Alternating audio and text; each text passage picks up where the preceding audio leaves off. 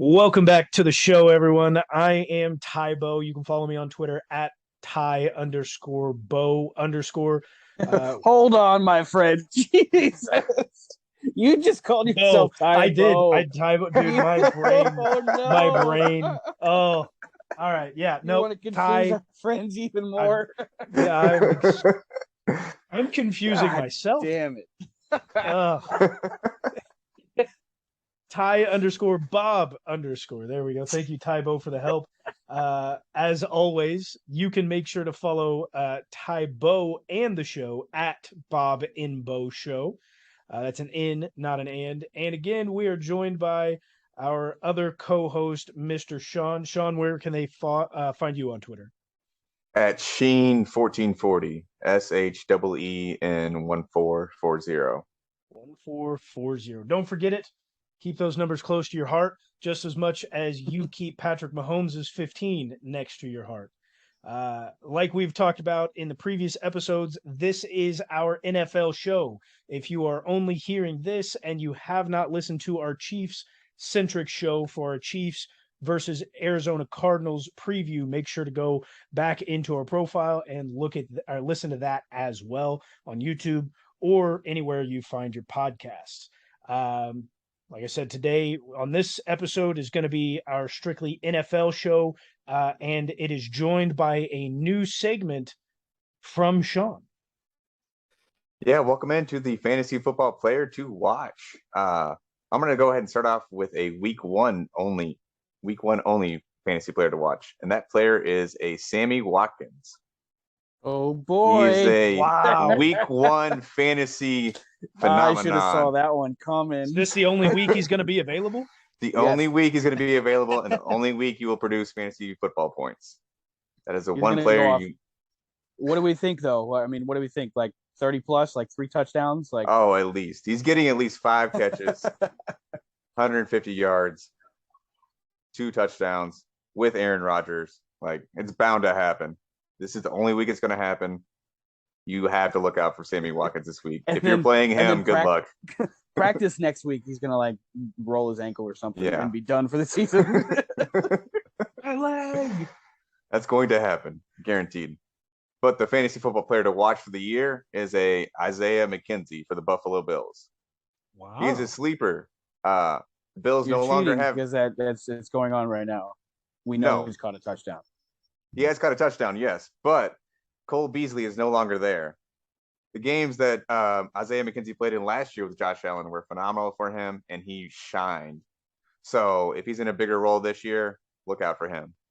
Okay. That's really surprising that you go to him, given that Gabriel Davis's also increased role, and clearly tonight, as we're watching it, has gone off. He's got nearly 20 points in PPR formats as well.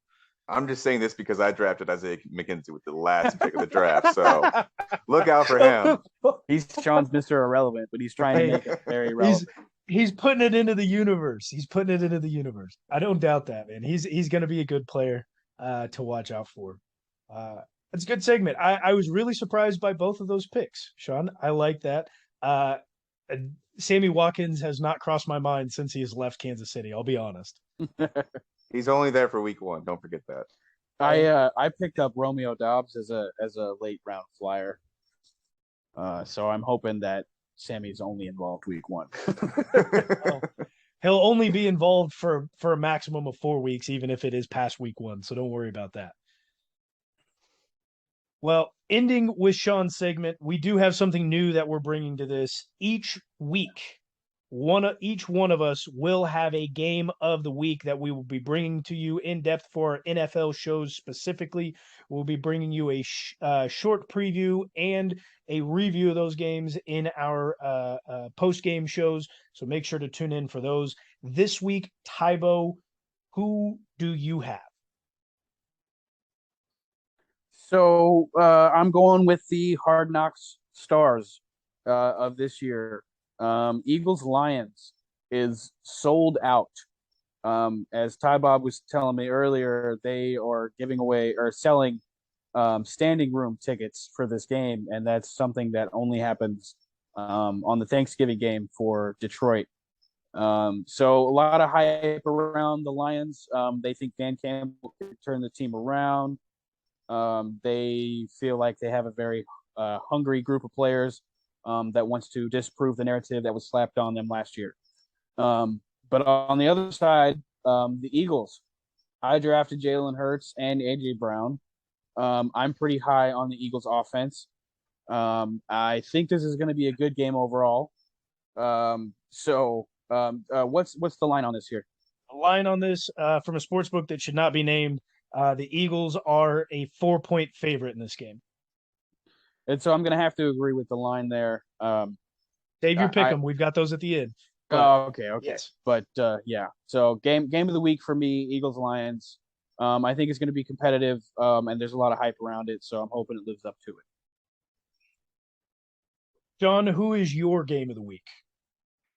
I'm gonna go with the Packers Vikings. Division rivalry. Aaron Rodgers lost his main receiver, 2-time MVP. Vikings have new coach. They're ready to go. They're ready to take the Packers out.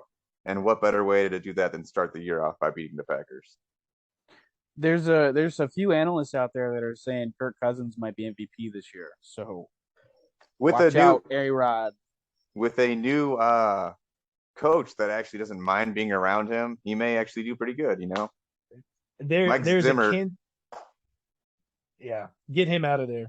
There is a Kansas City native, one Pete Sweeney, who runs the Arrowhead Pride, who is quoted as saying on multiple platforms, it will be Kansas City versus Minnesota in the Super Bowl this year.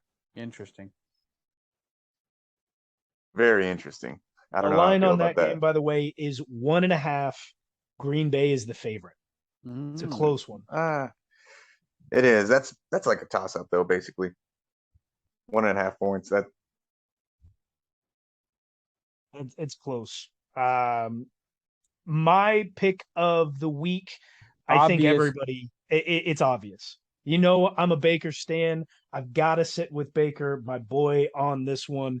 So my game of the week, and I think it should be a lot of people's game of the week, realistically, it's going to be the Browns and the Panthers. The line on this game, excuse me, as I'm choking over here. The line on this game, where'd she go? There we go. From the sports book that shall not be named, right now does not have one. It is even money line on the two, and that's odd because last I checked at noon on Thursday, the Carolina Panthers were a 3.5-point favorite. So for it to come down, something must have happened. Oh, that's right. Christian McCaffrey already has an injury. No so keep way. Your eyes on this one. I'm so glad I did draft him. Jesus. He went on the injury list with a designation of a light practice on Thursday with shin soreness of some sort. Homie's got shin splints. Everybody's holding their breath. He's the dude off of SpongeBob whose bones are made of glass. Every morning he wakes up Jesus. and breaks his leg. It's bad. It's bad. But it's also a revenge game for Baker, and it's not Deshaun Watson on the other side. It's Jacoby Brissett. I don't care who he has at receiver. He could have prime D-Hop and prime Amari Cooper and prime OBJ, and it doesn't matter. It doesn't matter. Jacoby Brissett is bad. The only reason that he won games in New England was because of a one Bill Belichick. So Baker's going to be on a revenge tour. It's going to be one to watch for everyone. It's probably going to be broadcasted, I would assume, around the country for a noon game of two teams that really don't matter in their divisions, especially the way with the Browns are without Deshaun Watson. So that is my game of the week. And that, ladies and gentlemen, will round us into our weekly pick'em. Now, again, these lines are brought to you by a sports book that shall not be named. And we are doing straight up money line, no spread to at least start the season. Now, we have to wash. I don't know what I'm doing. We will get into that throughout the season if we decide to change it, and you will be the first ones to know. Well, the second ones to know outside of us here at the show. Obviously, we will have to count the very first game of the season as a wash across the board with the Bills and Rams, as we are recording during the middle of that. Now, keep in mind as we go through the rest of the season, our Thursday games that are pick'em, that are not the Chiefs game coming up the following week, will be counted on Tuesday's post-game shows, NFL shows. We will get our picks in then for the Thursday games. That way, we're not missing out on them. So that brings us to our next game, being the Saints and the Falcons. If I can find the line here, the line for this game, Saints are a 5.5-point favorite. Yeah, I think that's an easy pick. Go ahead. Saints. I'm also going to say Saints. I kind of wanted to say Falcons, but Saints. I have more trust than Jameis Winston than Marcus Mariota at this point, and that's saying something. Saints defense is really good too. Yeah. I'm also going to have to take the Saints here. If it was spread, I would be taking the Falcons. I don't think that would be a question for a lot of people. The Saints actually would be for a lot of people. The Saints aren't very good in my mind. Next up, we've got the 49ers. I believe they're heading into Chicago, taking on the Bears. San Francisco 49ers are a 7-point favorite. Tybo, who you got? Some part of me just wants to play devil's advocate with this. Like, let's say the Bears just shock everybody. But no, 49ers. Yeah. Trey Lance era starts right now. Might as well go 49ers. Bears are straight dumpster fire still, so no chance. Bears did in the preseason on a hot note. Justin Fields did look pretty good, but that Bears defense is awful. Their receivers are even worse. It's going to be a hard year for them. And even if Trey Lance isn't trusted in San Francisco, the defense is strong still and will continue to be. Next up, we've got the Steelers heading into Cincinnati, taking on the Bengals. The Bengals are a 6.5-point favorite. Tybo?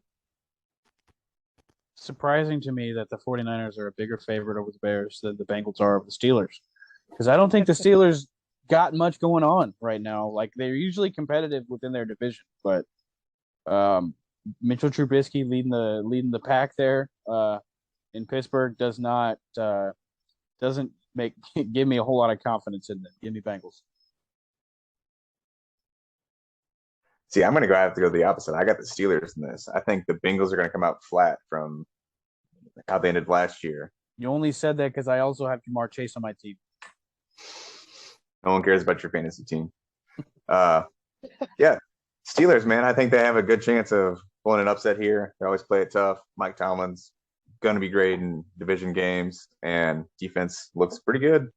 And you know what? Mitch Trubisky has not been a Roethlisberger, so they have that going for him. He is a little bit worse. He can move a little bit better. He's a little bit worse. I am also going to jump in and take the Bengals, although I think Sean does have a point when he says that the Bengals will probably come out flat, much like the Rams did tonight, and their game just came out totally flat. They worked on the defense a little bit. The offensive line has gotten much, much better. We'll be able to protect Joe Burrow, and Joe Burrow's had a full offseason of getting healthy and having the surgery he needs to. Give me the Bengals in this one.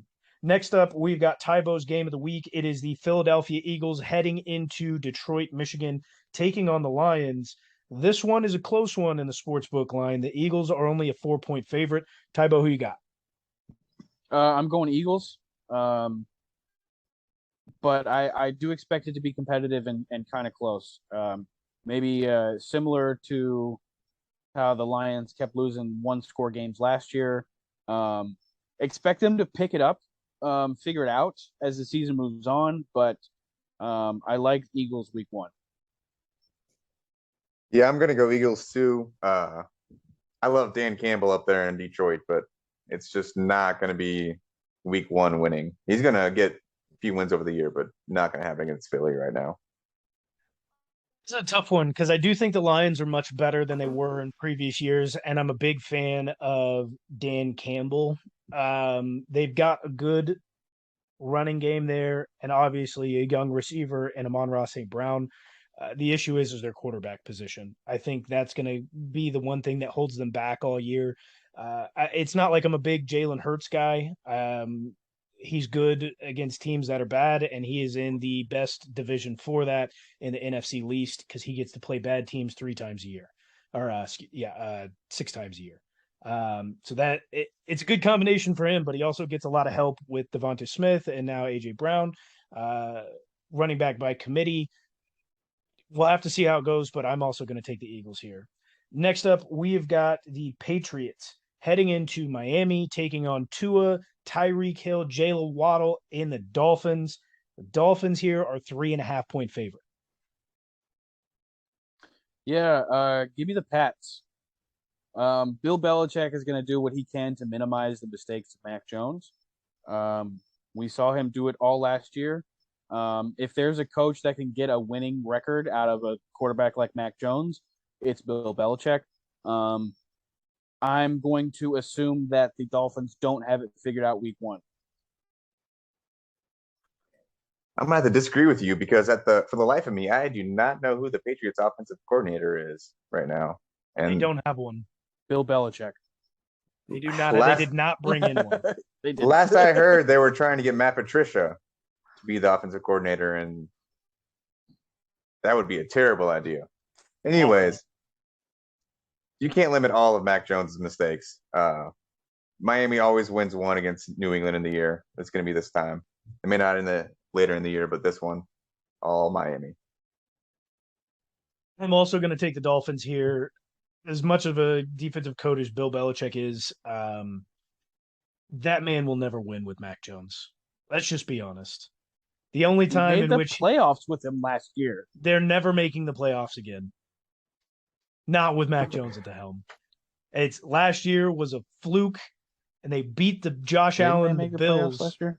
Yeah, I believe they did. But it was a complete fluke, and much like beating the Bills last year was also a fluke. It was 40-mile-an-hour winds, and Josh Allen, Mac Jones threw 3 passes. That tells you all you need to know for the entirety of his career. It's never going to happen again. We move into the next game. One of the last few games in the noon hour. It is going to be the Baltimore Ravens heading into New York, or New Jersey, if you will, taking on the Jets. It's a revenge game for he's not elite. Joe Flacco. His name does not need to be remembered. Baltimore is only, for some reason, a 7-point favorite in this game. Tybo, who you got? Man, I would love for Joe Flacco to be the Ravens. That would be such a story. But no, Lamar Jackson's good. The Ravens offense is good. Ravens are going to win. Great analysis. Right there. Yeah, I mean, I got to go with the Ravens too. Unless Joe Flacco gets hurt for some reason and you get some Mike White coming in. Mike White can play a little bit in some backup role. Mike White can play some ball. Other than that, no. All Ravens. Yeah. Give me the Ravens as well, like by 21. I don't know what this line is. It's 7. This is awful. Next up in the noon hour, we've got the Jacksonville Jaguars heading into Washington, taking on the Commies. Again, I will never say their actual name. They are a bunch of commies. The line on this game, Commies are favored by 2.5. Tybo? Give me the Jags. Robinson, I forget his first name. Brian is healthy. James Robinson. James Robinson. Oh, James Robinson. James Robinson is healthy. Travis Etienne is healthy. Questionable moves for wide receiver positions for the Jaguars. But they bring in a guy like Christian Kirk, and they still have Trevor Lawrence's favorite target from last year in Marvin Jones. Evan Ingram added to the mix, and we got a guy like Doug Peterson who knows how to utilize a tight end. I think the Jaguars surprise some people. Give me the Jags. I'm about to go the Jags too. I will never trust Carson Wentz as a quarterback in the league anymore. Jags don't have Urban Meyer, so it's not a complete dumpster fire there. They get a semi-competent head coach there now. Trevor Lawrence is finally getting some rapport with all these receivers and running backs now. They're, like Tybo said, they are going to surprise people this year. Don't think that the Jags are going to surprise many people. They are who we think they are. No matter, they're always going to be. They only surprised us once, and that's the only time they get to surprise us, and that was with Blake Bortles taking him to an AFC Championship game. They're going to win, but it's the commies. They've got a bad defense, a bad offense. Chase Young is out for the first 4 weeks at minimum, I believe. So don't expect to hear much from them this season. Next up in the noon hour, we've got my game of the week. It is the Browns heading into Carolina, taking on the Panthers for Baker's revenge game. This sportsbook, who should not be named, does not have a line to this game, although the last one I saw was 3.5 to the Panthers. Tybo, who do you got? Are both running backs healthy for Cleveland? Kareem and Chubb, yes, sir. Give me the Browns. Revenge game's not happening for Baker here. Browns have a lot of talent, even with Jacoby Brissett, man. Yeah, give me Browns. I'm disappointed in you. C-Mac's got shin splints, man. I'm gonna have to go the Panthers here. I believe I saw it earlier on Twitter somewhere. Panthers had a top 3 defense and a bottom 3 offense last year. Semi-competent quarterback in Baker Mayfield. Hey, they're gonna beat the Browns with Jacoby Brissett. You can't be any less competent than Sam Darnold, can you? You can. Josh Rosen, Marcus Russell. I'm obviously going to take the Panthers here. I think quarterback situation really hurts Cleveland. And this is like a make it or break it year for not only Baker, but also for the Panthers head coach. Coming out of college, being brought out of Baylor. This is his last year to make it, especially under the new ownership that they have in Carolina. So expect there to be some pushes through the entire season and some changes made, maybe irrationally. Next up in the noon hour, we've got the Indianapolis Colts heading into Houston, taking on Davis Mills and the Texans. The Colts and Matt Ryan are a 7-point favorite. Tybo? That seems a little high, but I'm going to take the Colts. Jonathan Taylor is pretty much the truth, so we're going Colts.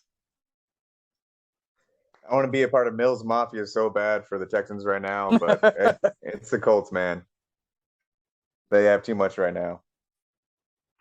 We're going to have to go Colts across the board. I think let the Texans grow into whatever they have down there this season. By the end of the season, they could come back and steal one away from the Colts. I think Mills is good. They've got a good young running back in Dameon Pierce. They've got Brandon Cooks. So watch out for them through the season, but they've got some growing pains to go through. And now we jump into the first 3:25 game of the season. We've got the New York Giants heading into Tennessee, taking on the Titans, and the Titans are a 5.5-point favorite. That's closer than you would think that to be because the Giants suck. Titans suck too. I mean, watch the quarterback position of the Titans closely this year, because if Ryan Tannehill doesn't perform at a level that gets them back to the playoffs, Malik Willis has looked really good. But I'm still taking the Titans here. They're in Tennessee, and the Giants just aren't good. Yeah, I got to go Titans too. Derrick Henry's back. Ryan Tannehill will not have to do too much Sunday, but Derrick Henry is just going to overpower the Giants right there. I got to disagree with you, boys. I know the Giants are not very good.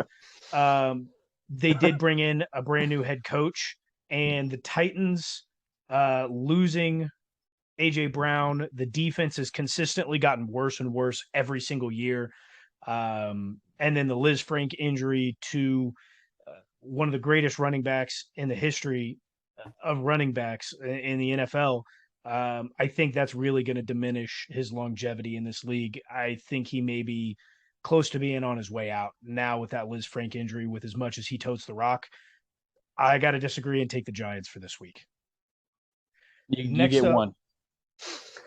You get one. Well, next up, we do have Sean's game of the week.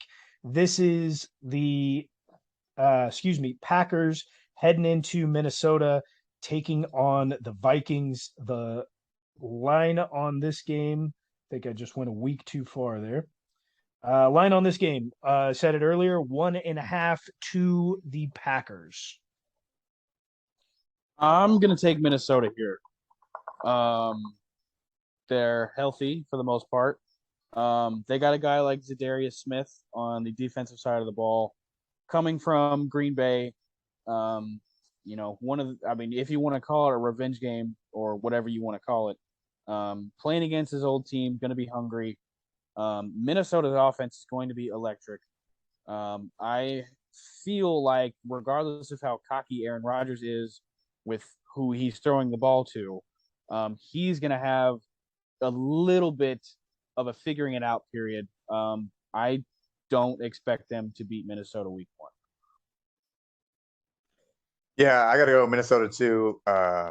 New head coach there, Justin Jefferson, Dalvin Cook. That's going to be a little bit too much for Green Bay right there, for Aaron Rodgers to overcome in the end with all new receivers, basically. Aaron Rodgers is just on a little bit too many drugs over the offseason to really be ready for week 1. Oh my God. He's been on too many journeys. He's got an ayahuasca hangover right now. I'm going to take the Vikings too. I think overall they're just a better team. The Packers have done well with who they've had in Devontae Adams, but given he's gone, there's not really much else to rely on. And the defense there, much like the Titans, continues to get worse and worse each year.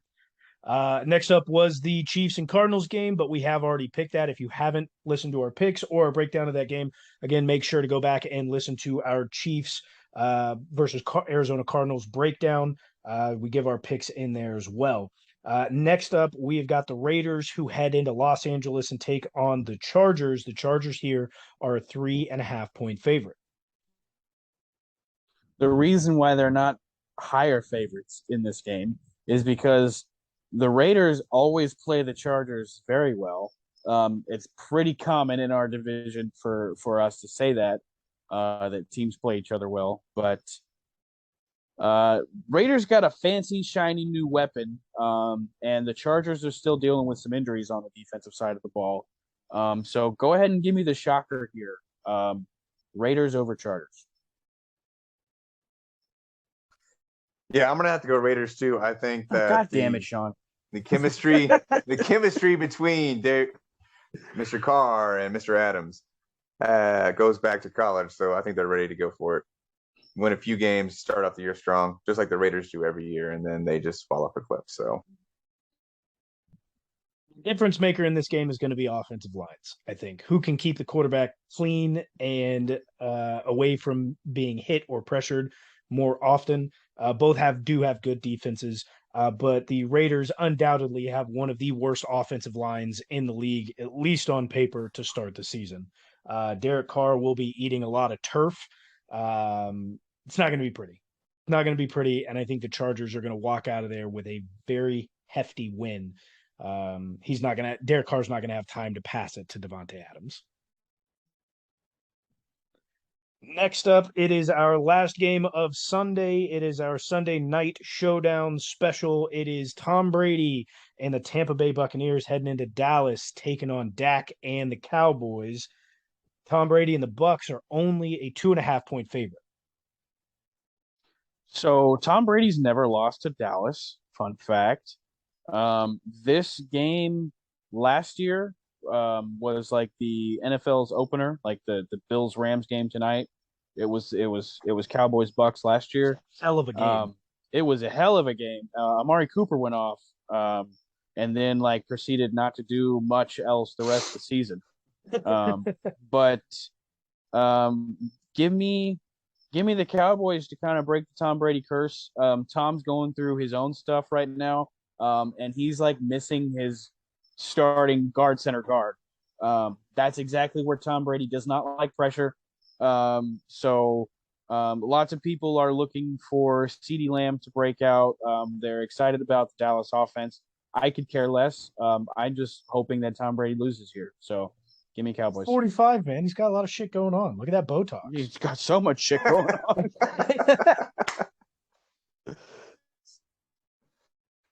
Son of a bitch. I got to go with the Cowboys too, man. Oh, man. I had them maybe going to the Super Bowl in last week's episode. So, yeah. Oh, God. Got to stick by your guns now, dude. Give me the boys. I'm also going to take the boys across the board. We've got quite a few symmetrical picks. That's what's going to happen in the NFL because that's how it goes, especially on week 1. I mean, it either is or it isn't. You know what I'm saying? I need to watch this week anyways, right? Yeah, dude. Brady's missing too much. Don't forget Chris Godwin's out. Gronk is gone. Logan Ryan may be out. Lombardi Lenny is fat. Like, it's not looking good. It's not looking good in Tampa for Tom. Yeah, there's a reason. I will, man. I would. No, I would not. But there's a reason why Tom wanted to go to Miami and thought about retiring as well. This roster is not constructed well for conducive winning as a 45-year-old. We'll see if he hits that cliff. But to round us off for week 1 of the NFL season, we've got a last revenge game that, good God, is it going to be terrible and awful and ugly. The Denver Broncos and Russell Wilson are heading into Seattle, taking on the Seahawks, and we thought it was going to be Drew Lock, but it's Geno Smith, and it's not like anyone cares because they both suck. Denver is a 6.5-point favorite. Who do we have to round off the week?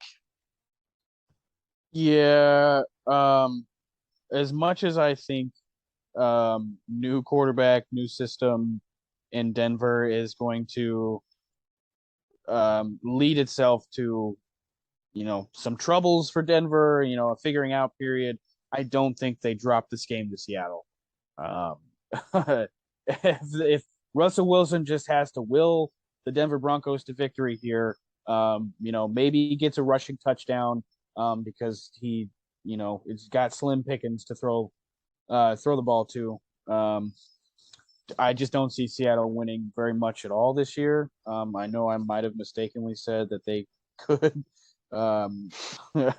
compete for a wild card spot, but I'm retracting that statement. Denver here, definitely. Yeah, Denver's going to win. No question about that. What else can you say? I think Pete Carroll may have joined Aaron Rodgers in some shrooms or ayahuasca talking about winning 10 games this year because he's only ever won 10 games at minimum in his career. We love the confidence. It's good confidence. He may be getting senile. He may be on drugs. I don't know. Seattle is a wild place and not too far away from Portland where everything is legal. So NFL, let's get some drug tests going. Let's do something. Coaches, not just players. Matter get these too. Coaches, yeah. Get these coaches tested. Well, everybody, that will wrap it up for this week's Pick'em. We will be getting some graphics out on Twitter, so make sure to check that out. If you have a fantasy player that Sean should be looking at, make sure to follow him and at him or the show dropped in the beginning. Just make sure to stick around. If you haven't yet, check us out on YouTube. And as always, go Chiefs. Go Chiefs.